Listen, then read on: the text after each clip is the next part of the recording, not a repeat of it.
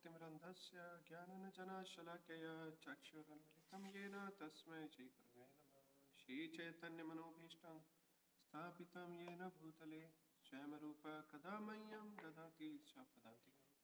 वन्देऽहं श्रीगुरो श्रीयुतापदकमल श्रीगुरुन् वैष्णवांश्च श्रीरूपं सार्गजातं सगं रघुनाथान्वितं तं सजीवम् साद्वैतं सावधूतं परिजनसहितं कृष्णचैतन्यदेवं श्रीराधा कृष्णपादान् सगं ललिता श्रीविशाखान्वितांश्च। हे कृष्ण करुणा सिंधु दीनबंधु जगतपते गोपेश गोपिकान्त राधा कान्त नमस्तुते। तप्त कांचन गौरांगी राधे वृंदावनेश्वरी वृषभानुसुते देवी प्रणमामि हरि।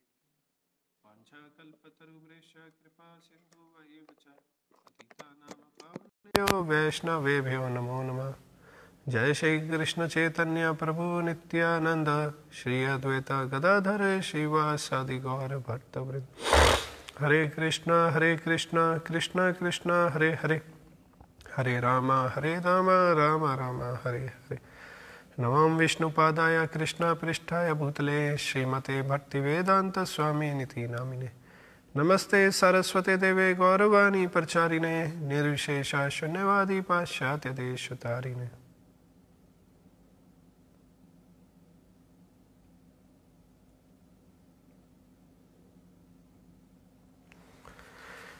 हरे कृष्ण। तो आप सब भक्तों का स्वागत है। गीता ओवरव्यू कोर्स अध्याय 13 हम 12 अध्याय कर चुके हैं। 2/3 चैप्टर्स कंप्लीट हो चुके हैं और 2 पोर्शन भी, कैसे कर्म योग ज्ञान योग कर्म योग से भक्ति योग की तरफ ले जाता है और कैसे भगवान 7 से 12 अध्याय में भक्ति बता रहे हैं। और जो तीसरा सेक्शन है जो कि 13वें अध्याय से लेकर 18वां अध्याय तक होता है, जिसमें कि अंत के 6 अध्याय सम्मिलित है। तो ये बताता है कि किस तरह से ज्ञान लीड्स टू भक्ति, कि ज्ञान किस तरह से भक्ति की तरफ लेके जाता है। तो पहले के 6 चैप्टर में डिस्कस किया किस तरह से कर्म भक्ति की तरफ लेके जाता है। बीच के 6 चैप्टर 7 से 12 में चर्चा करी भगवान ने शुद्ध भक्ति के बारे में, और अब 6 चैप्टर में भगवान चर्चा करेंगे कि जो ज्ञान है अगर उस भक्ति के साथ मिक्स होता है तो वास्तव में वही केवल भक्ति की तरफ लेके जाता है। तो ये अध्याय शुरू होता है अर्जुन के प्रश्नों से। अर्जुन भगवान से 6 प्रश्न करते हैं।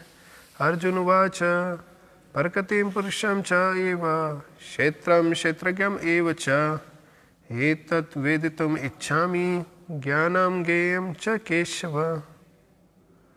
तो हे केशव, मैं जानना चाहता हूँ किस किस के बारे में। प्रकृति क्या है पहला, पुरुष कौन है दूसरा, क्षेत्रम कौन है, क्षेत्रम क्या है, क्षेत्रज्ञम कौन है, प्राहु क्षेत्रज्ञ। फिर आगे बता रहे हैं ज्ञानम और ज्ञेयम च केशव, ज्ञानम क्या है और ज्ञेयम क्या है। ये 6 प्रश्न अर्जुन ने भगवान से किया। क्षेत्रम क्षेत्रज्ञ ज्ञानम। तो ये 6 क्वेश्चनों को करने के बाद भगवान इन 6 क्वेश्चनों के उत्तर देना, तुरंत ही उत्तर देना भगवान शुरू कर देते हैं। 6 प्रश्न तुरंत से थे, दोबारा बता रहे हैं। पहला प्रकृति क्या है, पुरुष क्या है, क्षेत्रम क्या है, क्षेत्रज्ञम क्या है, 5वां ज्ञानम क्या है और ज्ञेयम क्या है। प्रकृति मीन्स मटेरियल नेचर, पुरुषम मीन्स एंजॉयर, क्षेत्र mean field of activity, field. क्षेत्र ज्ञानम, क्षेत्रज्ञम क्या है, नोयर ऑफ फील्ड, जो फील्ड को कौन जानता है। ज्ञानम नॉलेज क्या है, ज्ञेयम ऑब्जेक्ट ऑफ नॉलेज क्या है, नॉलेज का ऑब्जेक्ट क्या है। तो दूसरे श्लोक में भगवान तुरंत इसका आंसर देते हैं। श्री भगवान उवाच इदम शरीरम कौन्तेय क्षेत्रम इति अभिधायते एतद् यो वेदितं प्राहु क्षेत्रज्ञ इति तद्विधि। तो अर्जुन, जो ये शरीर है वो क्या है, वो क्षेत्र है। तो शरीर की तुलना की गई है क्षेत्र से, जहां पर जो अलग अलग तरह के कार्य होते हैं, जिस प्रकार से खेत में फील्ड होता है, फील्ड में कार्य होते हैं, तो उसी तरह से इस बॉडी रूपी फील्ड में इसको अलग अलग कार्य होते हैं बॉडी में, तो उसको क्षेत्र के समान बताया गया। तो ये तीसरे क्वेश्चन का आंसर दिया भगवान ने कि क्षेत्र क्या, क्षेत्रज्ञम क्या है। क्षेत्रज्ञम बता रहे हैं भगवान, one who knows this body is called knower of field, जो इस शरीर को जानता है ना, इस क्षेत्र को जानने वाले को क्षेत्रज्ञ किया गया। क्षेत्र को कौन जानता है? आत्मा, है ना, तो उसको क्षेत्रज्ञ बताया गया। और तीसरे श्लोक में भगवान कह रहे हैं, हे भारतवंशी, तुम्हें ज्ञात होना चाहिए कि मैं भी समस्त शरीर में ज्ञाता हूं, और इस शरीर तथा इसके ज्ञाता को जान लेना ज्ञान कहलाता है, ऐसा मेरा मत है। तो बेसिकली इस अध्याय की शुरुआत 6 क्वेश्चनों से होती है।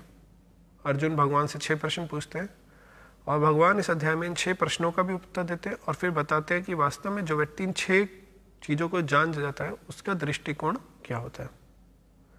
तो 6 लोग कौन थे? प्रकृति, पुरुष, फील्ड, क्षेत्रज्ञ, कौन जानने वाला है फील्ड को, क्षेत्रज्ञम, ज्ञानम, नॉलेज, ज्ञान क्या है, और ज्ञेयम, ऑब्जेक्ट ऑफ नॉलेज। तो पहला आंसर दिया भगवान ने क्षेत्र। क्षेत्र क्या है? शरीर है। क्षेत्रज्ञ कौन है? आत्मा। दूसरे श्लोक में ये आंसर दे दो। तीसरे श्लोक में बता रहे हैं कि मैं भी क्षेत्रज्ञ हूं, है ना, मैं भी क्षेत्रज्ञ हूं, मैं भी जानने वाला हूं। आत्मा एक शरीर में जानती है, लेकिन भगवान समस्त शरीर को जानते हैं। तो इन दोनों श्लोक में, दूसरे के सेकंड पार्ट में और तीसरे के पहले पार्ट में, हमें इस चौथे क्वेश्चन का आंसर मिलता है क्षेत्रज्ञ। कौन है जानने वाला? आत्मा भी है और परमात्मा भी है। और तीसरे श्लोक के दूसरे भाग में, है ना, क्षेत्र क्षेत्रज्ञोर ज्ञानम यत ज्ञानम मतम, जो क्षेत्र को जानता है और क्षेत्रज्ञ को जानता है, जो ये ज्ञान है, क्षेत्र और क्षेत्रज्ञ को जानने वाले ज्ञान को क्या कहते हैं? ज्ञान कहते हैं। ये मेरा मत है। तो भगवान नॉलेज भी बता रहे हैं कि नॉलेज क्या है? To know the field and the knower of the field is called knowledge, है ना। तो ये थोड़ा टेक्निकल है, आप लोगों के लिए टर्मिनोलॉजी हो सकता है नहीं हो, पहली बार ऐसी टर्मिनोलॉजी सुनेंगे, तो भी समझने का प्रयास करते हैं, क्योंकि यही हमारी बुद्धि का सही प्रयोग है कि हम बुद्धि के माध्यम से शास्त्रों को पढ़ें और समझने का प्रयास करें। फिर चौथे श्लोक में भगवान अब बताते हैं कि क्षेत्र और क्षेत्रज्ञ के 6 टॉपिक है। क्या होता है? तत्क्षेत्रम यत्र च यादृक् यत्करी यदश्च यत् सा च यो यत् प्रभावश्च तत्समासेन मे शृणु। अब तुम मुझसे ये सब संक्षेप में सुनो कि कर्म क्षेत्र क्या है, ये किस प्रकार बना है, इसमें क्या परिवर्तन होते हैं, ये कहाँ से उत्पन्न होता है, इस कर्म क्षेत्र को जानने वाला कौन है और उसके क्या प्रभाव है।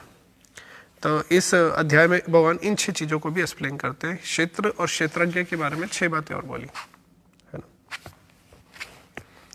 और ऐसा बताते हुए कृष्ण बताते हैं कि यहां पर ये टॉपिक भगवान ने इन सारे 6 जो चीजें हैं, कर्म क्षेत्र किस प्रकार बना है, क्या परिवर्तन होते हैं, कहाँ से उत्पन्न होता है, कर्म क्षेत्र को जानने वाला कौन है और उसका क्या प्रभाव है, ये सब भगवान अब इस अध्याय में बताएंगे। लेकिन यहाँ पर भगवान संक्षेप में बता रहे हैं और बता रहे हैं अगर आपको विस्तार में जानना है तो क्या करो, आप इसे विशेष रूप से वेदांत सूत्र में कार्य कारण के समस्त तर्क समेत प्रस्तुत किया गया। और विभिन्न ऋषियों ने कार्यकलापों के क्षेत्र तथा उन कार्यकलापों के ज्ञाता के ज्ञान का वर्णन भी किया। तो भगवान कह रहे हैं कि देखो यहाँ मैं संक्षेप में बता रहा हूँ, लेकिन अगर तुम्हें विशेष में जानना है, डिटेल में जानना है, तो आप क्या करो, ऋषि मुनियों से कंसल्ट करो और वेदांत सूत्र में मैंने बताया।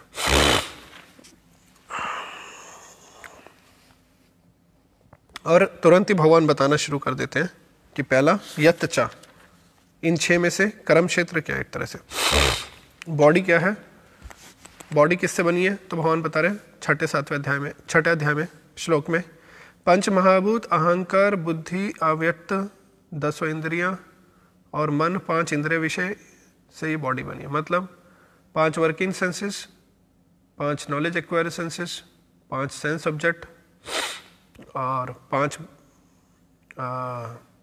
क्या कहते हैं gross elements, earth water fire air ether, 5 knowledge acquiring senses है ना, आईज नोज ईयर स्किन और टंग, 5 वर्किंग सेंसेस हैंड्स लेग टंग, और टंग में स्पीच बेसिकली, और anus genital, 5 sense object smell taste form और स्मेल टेस्ट फॉर्म और शब्द को क्या कहेंगे, sound and smell taste sound form and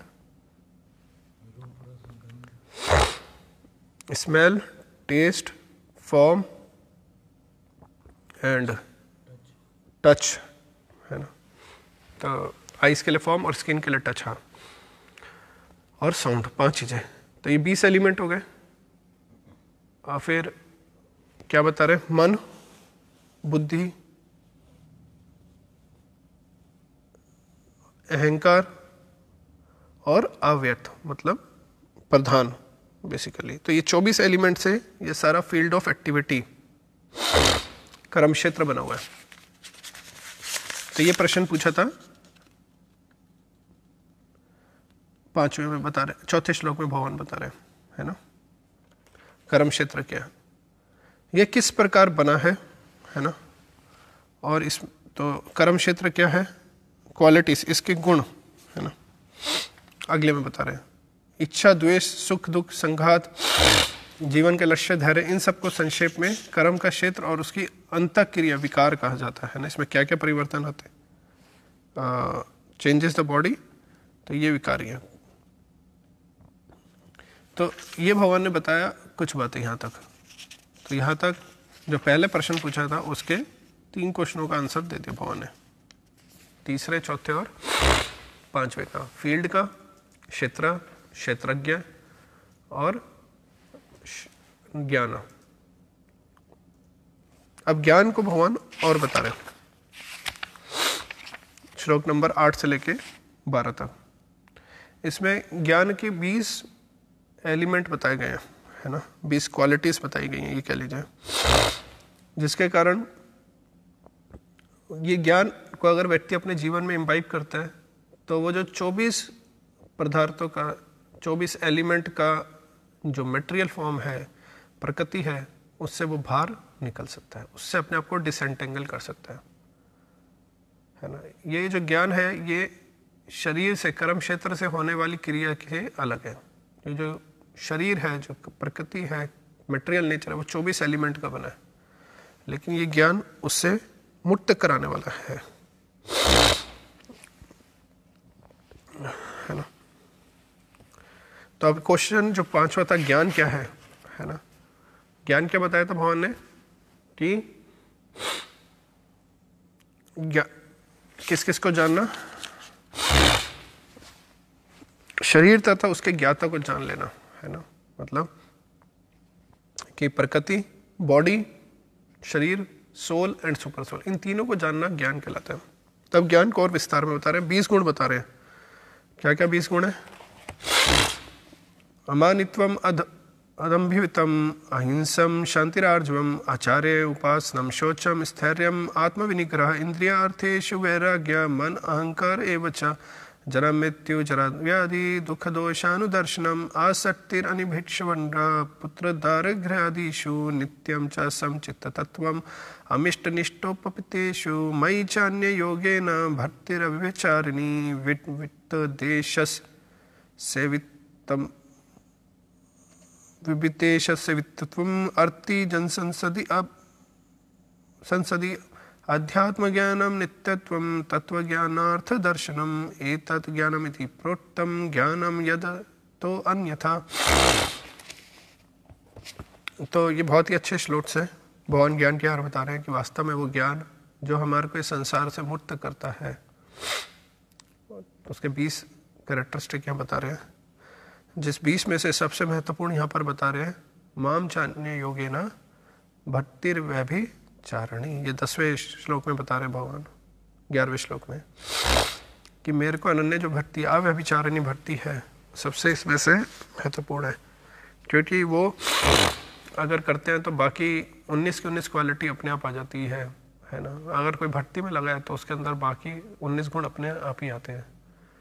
Bhagavat में बताया गया है यस्यास की भक्तिर भगवते किंचन सर्वेर गुणा तत्र समासुंदर सुरा हरौ अभक्तस्य कुतो महान गुना मनोरथेन अस्ति धावतो। वही 5वें अध्याय में, 5वें स्कंद के 5वें अध्याय में आता है ये वर्णन। जो भगवान की यस्यास की भक्ति करता है ना, भगवते अकिंचन किंचना भक्ति करता है तो क्या होता है उसके अंदर सारे देवी देवताओं के गुण प्रकट हो जाते हैं। तो प्रभुपाद ये सारे शब्दों को तात्पर्य बहुत ही विस्तृत तात्पर्य है, तकरीबन 4-5 पेज का तात्पर्य प्रभुपाद ने दिया है, और एक एक शब्द को प्रभुपाद इसमें समझा रहे हैं कि अमानित्व में ह्यूमिलिटी क्या होता है, कि सम्मान पाने की भावना नहीं होना, प्राइडलेसनेस, अदम भित्वम, कि अपने आप को फेमस करने के प्रति एंशियस ना होना, है ना, अहिंसा, नॉन वायलेंस, दूसरों को कष्ट न देना, शांति, टॉलरेंस, सुख और दुख को सहन करना, है ना, इंसल्ट और ऑनर और मान सम्मान को सहन करना। तो ऐसे भगवान 8 से 11 में सारा बता रहे हैं।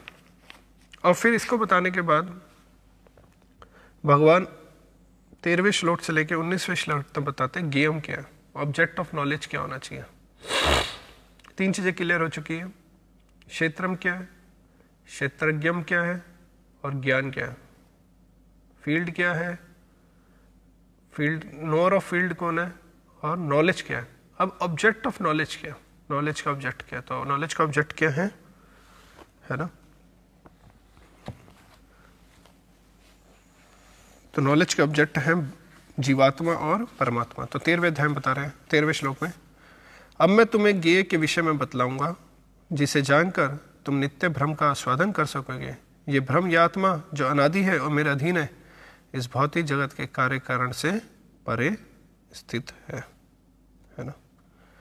तो वास्तव में अगर हम जो नोएबल है, जो ऑब्जेक्ट ऑफ नॉलेज है, अगर उसे जानते तो क्या होगा, भगवान ये बता रहे अमृत अश्नुते, कि आप क्या प्राप्त करोगे, नित्य भ्रम का आस्वादन कर सकोगे, लिबरेशन प्राप्त होगी आपको। और वो है कैसा, जो भ्रमण है वो कैसा है, भ्रम कैसा है जिसे प्राप्त करोगे, वो अनादि है, मेरे अधीन है और इस भौतिक जगत से परे है। और इसके बाद भगवान इस ज्ञेयम के गुण बताने शुरू करते हैं। क्या क्या गुण बता रहे हैं, उसके हाथ, पांव, आंखें, सर तथा मुंह तथा उनके कान सर्वत्र हैं। तो पहला फीचर है भगवान सर्वप्रवेडिंग है। इस प्रकार परमात्मा सभी वस्तुओं में व्याप्त होकर अवस्थित है। परमात्मा समस्त इंद्रियों के मूल स्रोत है, फिर भी वे इंद्रियों से रहित हैं। हालांकि वो इंद्रियों से मूल है, सारी सेंसेस के ओरिजिन कौन है, वही है, लेकिन उनकी कोई इंद्रियां नहीं है ना, उनकी कोई भी इंद्रियां नहीं है। वे समस्त जीवों के पालन करता होकर भी अनासक्त है। हालांकि वो सबका पोषण कर रहे हैं, सबका पालन, लेकिन वो किसी से आसक्त नहीं है। वे प्रकृति के गुणों से परे, फिर भी भौतिक प्रकृति के समस्त गुणों के स्वामी है। वो प्रकृति के स्वामी भी है और उनसे ऊपर भी है। तो इनको कैसे समझना चाहिए, जैसे बता रहे हैं कि इंद्रियों के मूल भी, इंद्रियां भी नहीं है ना। तो इसमें लोग कंफ्यूज भी रहते हैं, खासकर जो उपनिषद पढ़ते हैं, पुराण पढ़ते हैं, वेदास पढ़ते हैं। वो कहते हैं, बताया गया कि भगवान चल नहीं सकते, भगवान के पैर नहीं है, भगवान की आंखें नहीं है, भगवान को फॉर्मूला से डिस्क्राइब करते हैं। हाँ, तो भगवान कह रहे हैं कि मेरी है ही नहीं। और ये देखो गीता भी कह रही है वे इंद्रियों से रहित है ना। और ब्रह्म संहिता बताती अंगान यस्य सकले निंद प्रीतिवांति पश्चांति पांति कल्याणति चिरम जवंति। तो भगवान की इंद्रिय नहीं है और वो इंद्रियों के मूल भी है ना। अब सोचिए, जो इंद्रियों का मूल है उसकी खुद की इंद्रिय नहीं है, वो खुद ही कह रहा है। तो जब भगवान ऐसा कह रहे हैं तो हमें ऐसे प्रॉपर कंटेक्स्ट में समझना होगा कि भगवान कह रहे हैं हालांकि वो इंद्रियों के मूल हैं, हम सबकी इंद्रियों के स्वामी भगवान या ऋषिकेश सेवनम भक्ति रुचते। इंद्रियों से इंद्रियों के मालिक की जब हम करेंगे तो वो भक्ति है। और कह रहे उनकी लेकिन इंद्रियां नहीं है, तो उनकी इंद्रियां नहीं है, इसको कहने का अभिप्राय ये है कि उनकी भौतिक इंद्रियां नहीं है, लेकिन भगवान की आध्यात्मिक इंद्रियां हैं। वो कैसी है, वो भ्रम संहिता में बताई गई है कि वो अपनी किसी भी इंद्रिय से किसी भी इंद्रिय का कार्य कर सकते हैं। भगवान देखने मात्र से ही सृष्टि कर सकते हैं। भगवान को किसी स्त्री की जरूरत नहीं कि उसके साथ संग करेंगे और फिर सृष्टि होगी, संतान उत्पत्ति होगी। स्वयंभू ब्रह्मा जी खुद ही प्रकट हो गए। लक्ष्मी जी चरण दबा रही है, लेकिन भगवान की इच्छा हुई तो उन्होंने नाभि से कमल प्रकट किया और ब्रह्मा जी की उत्पत्ति कर दी। तो भगवान डिपेंड नहीं है इंद्रियों पे अपनी इच्छा को पूर्ति करने के लिए, हम डिपेंड है। और हमारी एक इंद्रिय से हम एक ही कार्य कर सकते हैं। आंख से देख सकते हैं, मुंह से खा सकते हैं, हम आंख से खा नहीं सकते। कभी आप एक्सपेरिमेंट मत करिएगा कि चलो खाना आज आंख से खा के देखता हूँ, कान से खा के देखता हूँ, है ना। सर केवल चल नहीं सकते, है ना। तो हमारी हर इंद्रियों के पर्टिकुलर कार्य है, लेकिन भगवान की हर इंद्रिय हर एक इंद्रिय का कार्य करने के सक्षम है। तो जब ये बताया जाता है तो जो जिनकी बुद्धि कम होती है, भगवान तो आप बुद्धिया कहते हैं गीता में उन्हें, कि वो क्या समझते हैं भगवान की इंद्रिय ही नहीं है। हाँ, इंद्रिय भौतिक नहीं है, लेकिन भगवान की आध्यात्मिक इंद्रिय, और उसका स्वभाव कैसा है, उसकी कैरेक्टरिस्टिक भी बताई गई है ना। तो ये बता रहे हैं भगवान यहाँ पर। परम सत्य जड़ तथा जंगम समस्त जीवों के बाहर तथा भीतर स्थित है। तो कह रहे मैं बाहर भी हूं और भीतर भी हूं। सूक्ष्म होने के कारण वे भौतिक इंद्रियों के द्वारा जानने या देखने से परे। अब इतने सूक्ष्म है कि उन्हें जान ही नहीं सकते भौतिक इंद्रियों से। यद्यपि वे अत्यंत दूर रहते हैं, किंतु हम सबके निकट भी है, बहुत दूर है ना, लेकिन बहुत करीब भी है परमात्मा रूप में। और क्या ज्ञान में, यद्यपि परमात्मा समस्त जीवों के मध्य विभाजित प्रतीत होते हैं, लेकिन वह कभी भी विभाजित नहीं होते। कह रहे विभाजित नजर आ रहे हैं पर विभाजित नहीं है, वह एक रूप में स्थित है। यद्यपि वह प्रत्येक जीव का पालन करता है, लेकिन यह समझना चाहिए कि वह सबों का संहार करता है और सभी को जन्म भी देते हैं। तो भगवान संहार भी कर रहे हैं, पालन भी कर रहे हैं, जन्म भी दे रहे हैं। वह समस्त प्रकाश में वस्तुओं के प्रकाश स्रोत हैं, वे भौतिक अंधकार से परे हैं और अगोचर हैं। वे ज्ञान है, ज्ञेय है और ज्ञान के लक्ष्य है। वे सबके हृदय में स्थित हैं। भगवान सबके हृदय में भी रहते हैं। इस प्रकार मैंने कर्म क्षेत्र, ज्ञान तथा ज्ञेय का संक्षेप में वर्णन किया। इससे केवल मेरी भक्त ही पूरी तरह समझ सकते हैं और इस तरह मेरे स्वभाव को प्राप्त होता है। लेकिन वास्तव में भगवान कह रहे हैं कि मैंने सब कुछ बता दिया, और ये सब करने के लिए आपकी क्वालिफिकेशन, इसे समझने के लिए क्या होनी चाहिए, आप केवल भक्ति मेरे इस नेचर को समझ सकते हैं। तो भगवान ने इसमें शरीर बताया, कर्म क्षेत्र, ज्ञान और ज्ञेय का भी वर्णन कर दिया। नॉलेज क्या है और ऑब्जेक्ट ऑफ नॉलेज क्या है। ऑब्जेक्ट ऑफ नॉलेज क्या है, सोल एंड सुपर सोल। तो जो शुरू के 6 क्वेश्चन थे उसमें से भगवान ने तीसरा, चौथा, 5वां, 6ठे का उत्तर दिया। अब अगले 7 श्लोकों में 20 से लेकर 26 में भगवान पहले और दूसरे श्लोक का आंसर दे रहे हैं कि प्रकृति और पुरुष कौन है। तो क्या बता रहे हैं, प्रकृति तथा जीवों को अनादि समझना चाहिए, उनके विकार तथा गुण प्रकृति जन्य हैं।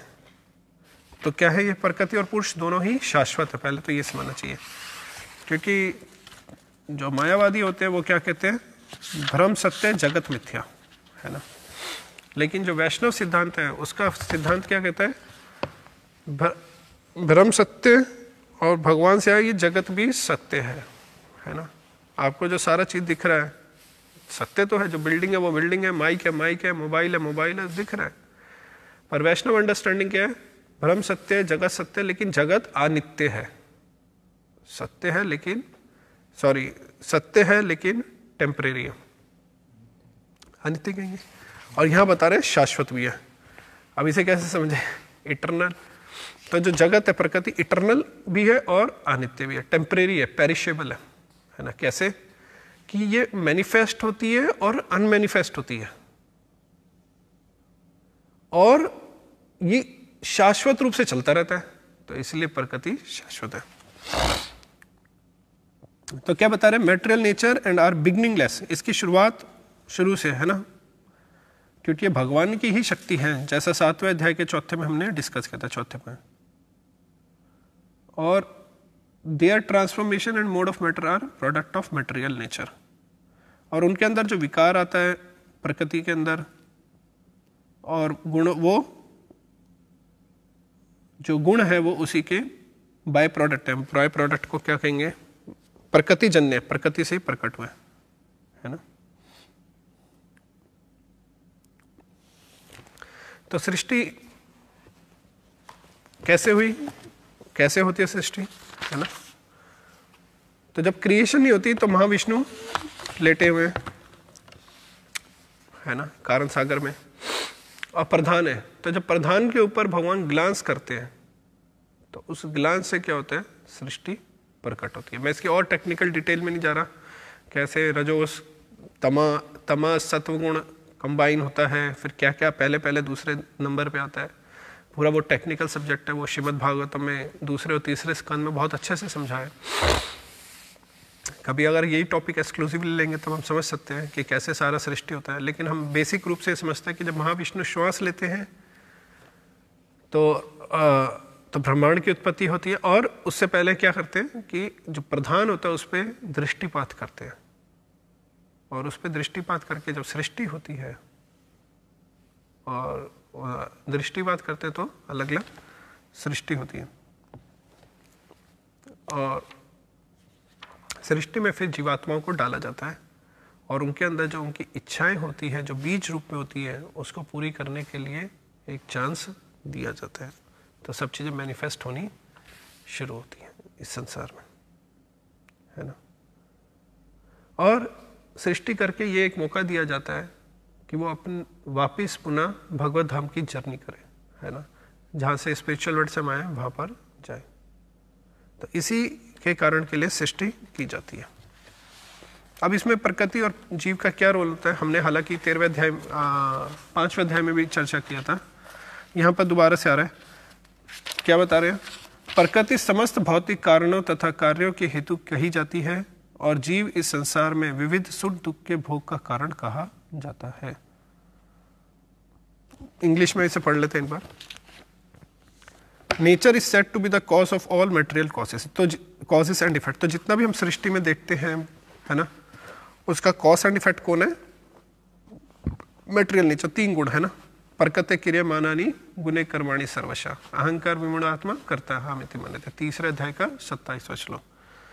और आगे क्या बता रहे, पुरुषा सुख दुखानाम भोक्तृत्व हेतु उच्यते, और जो लिविंग एंटिटी है वो अलग अलग प्रकार के दुख और सुख के भोग का कारण कहा जाता है। तो लिविंग एंटिटी को क्या हो रहा है, अलग अलग सुख और दुख आ रहे हैं। अब आते कैसे वो, है ना, तो अगले श्लोक में से और बताया जा रहा है कि पुरुषा प्रकृतिस्थो ही भुनते प्रकृति जान गुणान कारणम गुण संगस्य शद अशद योनि जन्म से हो। तो ये श्लोक बहुत ही महत्वपूर्ण श्लोक है, और प्रभुपाद इसको बहुत कोट करते थे, शिला प्रभुपाद अपने लेक्चर्स में। तो यहाँ बताया गया कि वास्तव में कि जो जीवात्मा है उसके अलग अलग प्रकार की योनियों में जाने का कारण क्या है ना। क्योंकि जब जीवात्मा अपनी इच्छाओं के कारण अपने आप को शरीर, जब जीवात्मा अज्ञानता के कारण अपने आप को शरीर मानता है ना, और तो उसके साथ क्या होता है, वो 3 गुणों के प्रभाव में आके नाना प्रकार के सुख और दुख प्राप्त करता है। पुरुष प्रकृति स्तुतो ही भुनते प्रकृति जानना।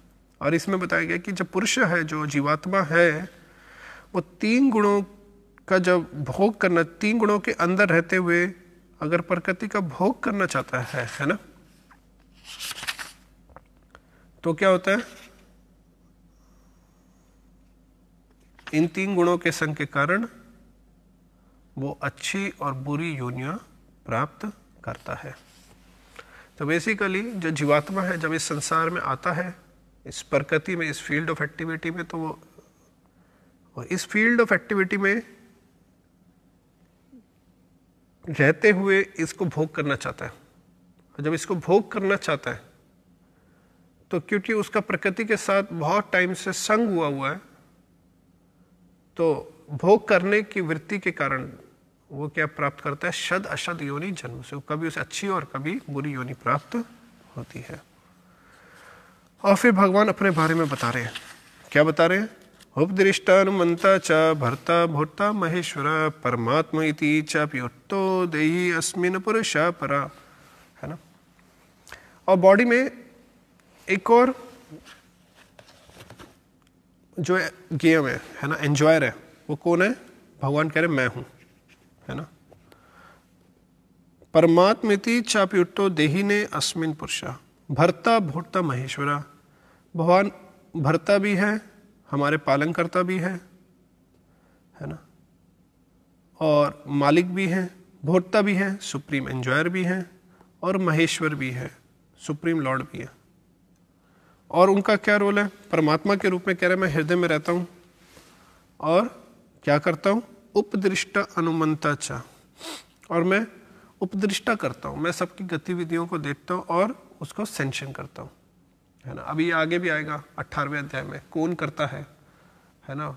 किसी भी कार्य के कितने तरह के कर्ता होते हैं, तो उसमें बता रहे हैं कि जीव करता है, प्रकृति करती है, गुण करते हैं, इंद्रियां करती है, या वास्तव में अल्टीमेटली कौन करता है? भगवान का सेंशन चाहिए होता है। तो भगवान वास्तविक करता है। भगवान जब तक सेंशन नहीं करेंगे कुछ भी नहीं हो सकता।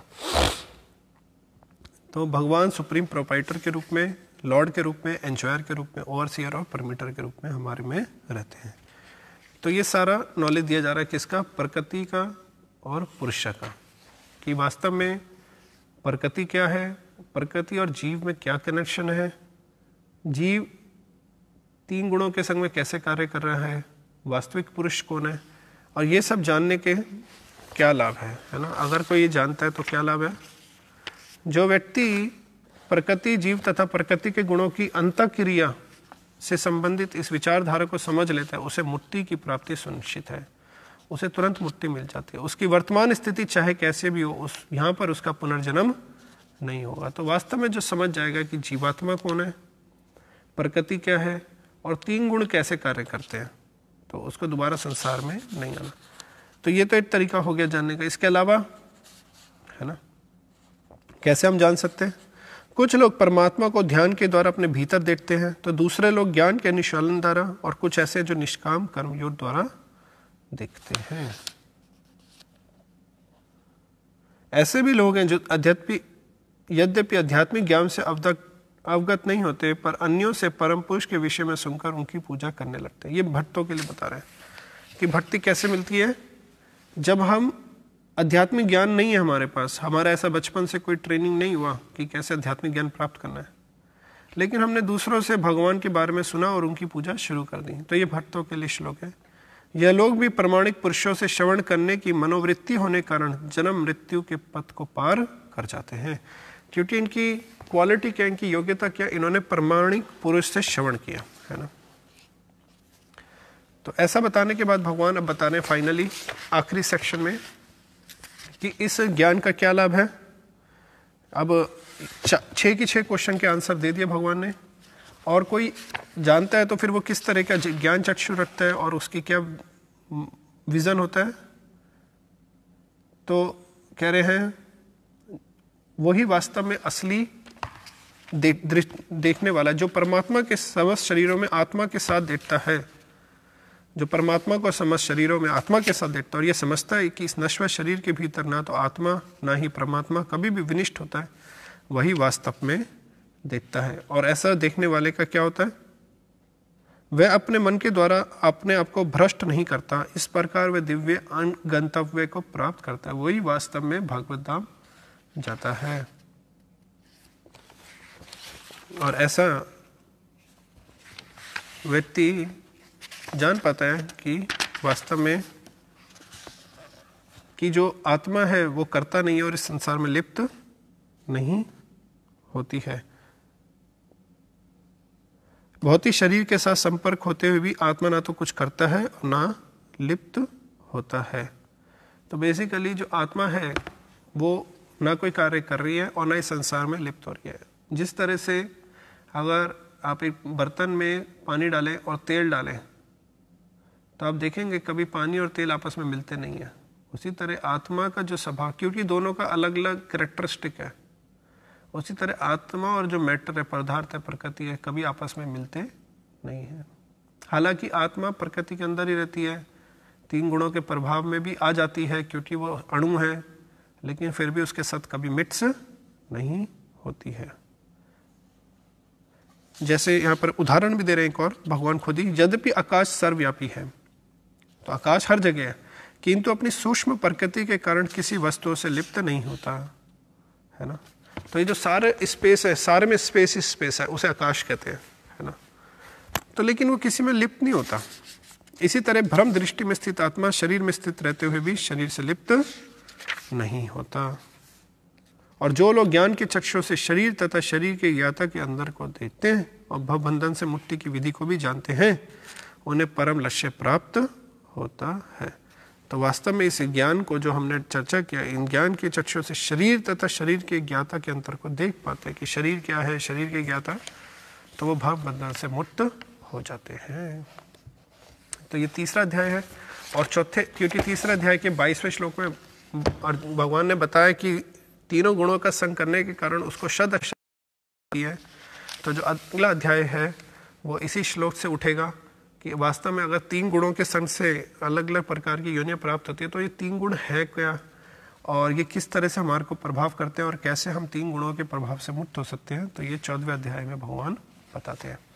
तो इस अध्याय की जो शुरुआत हुई थी, 13वें अध्याय की शुरुआत, ये अर्जुन के 6 क्वेश्चनों से हुई थी कि भगवान प्रकृति क्या है, पुरुष क्या है, और क्षेत्र क्या है, क्षेत्रज्ञ क्या है ना। प्रकृति मीन्स प्रकृति, मटेरियल नेचर, पुरुष मीन्स पुरुष एंजॉयर, क्षेत्र मीन्स फील्ड, क्षेत्रज्ञ means the knower of the field, field को जानने वाला कौन है, और ज्ञान क्या है, नॉलेज क्या है, और गेम क्या है, ऑब्जेक्ट ऑफ नॉलेज क्या है। तो ये 6 प्रश्नों के उत्तर भगवान को देते हैं और बताते हैं जो व्यक्ति को ऐसा ज्ञान मिलता है उसके क्या चक्षु होते हैं, किस तरह का वो विजन रखता है। Hare Krishna. Any questions? Who is a devotee?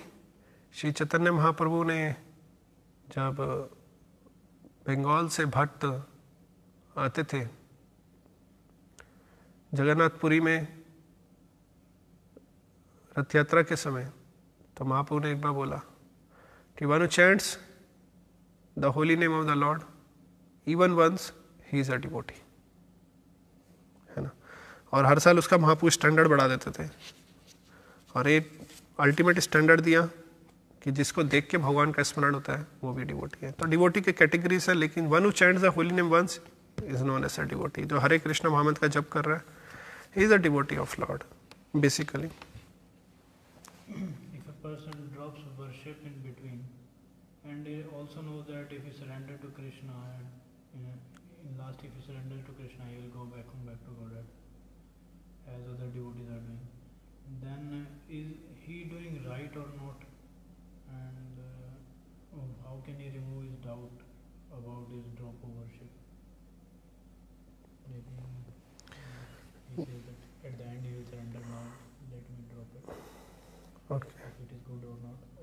तो कह रहे हैं कि जो हम प्रश्न समझे कि वो कह रहे हैं कि आप कि कोई भक्त है, भगवान की सेवा कर रहा है, पूजा कर रहा है, आराधना कर रहा है, और वो जानता है कि जीवन का उद्देश्य है भगवान को शरणागत होना, लेकिन अभी वो छोड़ रहा है और कह रहा है मुझे शरणागत तो होना ही है क्योंकि मुझे ज्ञान मिल गया, भगवान को शरणागति करनी है। तो ये बात सही है, गलत है, कैसे इसको समझे और कैसे उस भक्त को हम बचा सकते हैं? तो वास्तव में जो माया होती है वो 2 तरह से प्रभाव करती है ना। पहले हमें समझना होगा माया का रोल यही है कि माया भगवान की सेविका है ना। 7वें अध्याय के 5वें श्लोक में बताया गया, 4थे श्लोक में बताया गया। तो माया सेविका भगवान की शक्ति है, और उसका कार्य है ये देखना कि जो सिंसियर व्यक्ति है वो ही भगवान के धाम है ना। जिस तरह से आप देखते हैं किसी बंगले में बहुत बड़े अमीर व्यक्ति के घर आप जब मिलने जाएंगे तो उससे मिलने जाते तो पहले कौन आता है? उसमें आते हैं बहुत सारे कुत्ते। तो कुत्ते आते हैं, भौंकते हैं, और जब मालिक ऊपर से कुत्तों को चुप करवाता है तो क्या है, वो चुपचाप रहते हैं, फिर आप उनसे मिलने जा सकते हैं। तो उसी तरह जो माया है वो भगवान कृष्ण की सेविका है, वो उसी तरह है। तो जब इस संसार से कोई निकलने का प्रयास करता है और भगवान के घर में घुसने का प्रयास कर रहा है तो क्या है, माया उसे अलाउ नहीं करती, माया उसका टेस्ट लेती है। तो माया दो तरह से रोकना चाहती है। रोकना क्या चाहती है, आप समझ लीजिए टेस्ट हो रहा है, तो जो भक्त नहीं है उनके जीवन में माया प्रभाव करती है कि उसको भक्ति में आने ही नहीं देती, उसको इन तृप्ति में लगाए रखती है ना। और जो भक्त बन जाता है तो भक्तों के जीवन में माया कैसे प्रभाव करती है कि माया एक, क्योंकि माया को पता ये भक्त है, इसे बोलूंगी कि तुम हरे कृष्णा मंत्र का जाप मत करो, ये सही नहीं है, भगवान को शरणागत नहीं होना ये गलत बात है ना, या ऐसी है, तो भक्त मानेगा नहीं, क्योंकि उसे पता है कि मेरे जीवन का क्या लक्ष्य है, मुझे कृष्ण को शरणागत होना है। अब माया को सिंसियरिटी भी चेक करनी है, तो माया क्या टेस्ट करती है, माया कहती है कि मैं इसको प्रोकास्टिनेट करवा देती हूँ, मैं इसकी भक्ति को टलवा देती हूँ। तो ये छोड़ने को बोलूंगी तो ये छोड़ेगा नहीं, क्योंकि ये तो आ चुका है भक्ति में, जो नहीं आया उसे तो आने नहीं देती, और जो आ जाता है उसे करने नहीं देती, उसको टलवाती रहती है, कह रहे आज नहीं, देखो पता चल गया मुझे, मेरे को भगवान की शरणागत होना है, लेकिन किंतु परंतु पहले ये चीज सेटल कर लूं, पहले ये वाली जिम्मेवारी निभा लूं, उसके बाद क्या करना है, अंतगत मुझे करना तो कृष्ण को शरणागत हो। तो ऐसे माया उसे संसार में बांधे रखती है और वे व्यक्ति कभी भी मुक्त नहीं हो पाता। सोचिए आज जब उसका बुद्धि बिल्कुल फर्स्ट क्लास है, बिल्कुल समझ रहा है कि मुझे कृष्ण को शरणागत होना है, उस अवस्था में जब वो शरणागत नहीं हो रहा, तो आप सोचिए जब वो व्यक्ति कृष्ण कॉन्शियसनेस से बाहर चला जाएगा इस विचार के कारण, उसके बाद वो शरणागत होगा क्या? होते हुए तो हो नहीं रहा शरणागत, और चले जाने के बाद वो शरणागत होगा, कितना बड़ा जोक है ना। तो इसे joke of the Lord down कह सकते हैं, है ना। तो ऐसा कभी नहीं होने वाला, और इसी विचार से बहुत सारे लोग भक्ति छोड़ भी देते हैं। इसलिए शास्त्रों में बताया गया है कि अकामा सर्व कामा मोक्ष कामा, कि अगर हमारी बहुत सारी कामनाएं भी हैं और कोई कामना भी नहीं है, या मोक्ष की भी कामना है, कोई बात नहीं, आप जिस भी अवस्था में हैं, है ना, बहुत सारी भौतिक इच्छाएं भी हो सकती है, तो भी क्या करना है, तीव्रे न भक्ति योगे न यजते पुरुषा परम, तीव्र गति से भक्ति ही करिए, कोई भी भौतिक परिस्थिति को भक्ति में बाधा बनने मत दीजिए, क्योंकि भौतिक परिस्थितियां तो ऐसी आएंगी। और कृष्ण हमारे लविंग फादर हैं, तो हम कृष्ण के पास जो भी अगर हमें चाहिए तो भी हमें कृष्ण के पास ही आना चाहिए, भगवान हमें देंगे। जैसे जब ध्रुव महाराज की इच्छा हुई कि मेरे को पर पिता महा से बड़ा साम्राज्य चाहिए, तो उन्होंने किसकी शरण ली, भगवान की ली, और उन्हें मिला भी। सुदामा को चाहिए थे, घर में कुछ नहीं था, तो उन्होंने किसकी शरण ली, भगवान की। तो भगवान की भक्ति अगर हम छोड़ते हैं तो हम अपना भी और अपने परिवार का सबका नाश करते हैं, नुकसान करते हैं। तो लाभ यही है कि भगवान की भक्ति बड़े सौभाग्य से मिलती है। बहुनाम जन्मनाम अंते ज्ञानवान मन प्रपदंते, ज्ञानी लोगों को भी बहुत जन्मों के बाद मिलती है। अगर हमें मिल रही है तो ऐसा सौभाग्य बिल्कुल मत खोइए, है ना। मेरा आपसे निवेदन है कि ये बहुत महत्वपूर्ण है और इसको हाथ से फिसलने मत दीजिए। हमारे महाराज हिज होलीनेस गोपाल कृष्ण साहब महाराज कह रहे हैं, कोई भी कीमत भरनी पड़े भरो, पर भक्ति को हाथ से मत फिसलने दो। तो भक्ति को फिसलने मत दीजिए, और माया पूरा प्रयास करेगी, क्योंकि वो भगवान की सेविका, और उसका कार्य यही है कि जो सब वफादार व्यक्ति है वही भगवान के पास है। हरे कृष्ण। तो आप सब भक्तों का धन्यवाद। Thank you very much. Hare Krishna.